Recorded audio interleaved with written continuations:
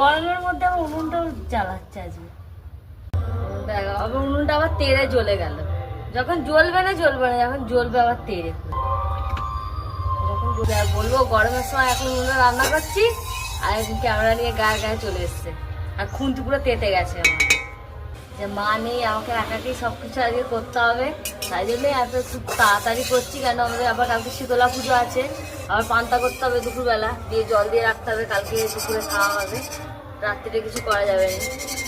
আর আজকে আবার কালী পুজো আছে আমাদের এখানে, ওই জন্য একটু তাড়াতাড়ি রান্না বান্না করছি।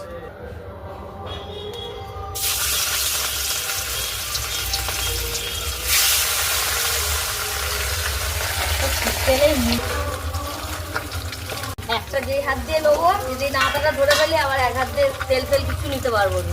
এদিকে নেই, আবার অন্য গরমে রান্না করছি, এদিকে আছে সবকিছু করতে হবে, নাহলে আবার সবকিছু ধুতে হবে।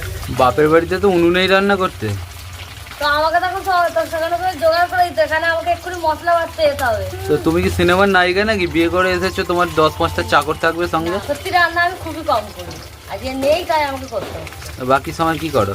বাকি সময় রান্নার সময় জোগাড় করে দিই, অন্য কাজ করি, রান্নাটা আমি করি। তো বিয়ের আগে বাড়িতে কি করতে? রান্না করতাম। তাহলে এখানে কি করছো? করতে যেতাম, আগে করতাম যখন গ্যাস ছিল, এখন যা গ্যাসের দাম বেড়ে গেছে উনুনে বলে আমি এখন আর করি। আমাকে তো আমার শাশুড়ি মা করে খাওয়াই, তো মা করে খাওয়াচ্ছে, তো খাওয়াচ্ছে তো। আবার মাছগুলো তো পুড়েই যাচ্ছে। তোমরা আবার কোড়া ছাড়া আবার খাবে না, আবার বলতে এসছে কি ছাড়া?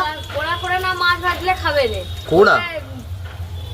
হ্যাঁ, ওরকমই আমাদের ওখানে বলে, তাই বলেছে।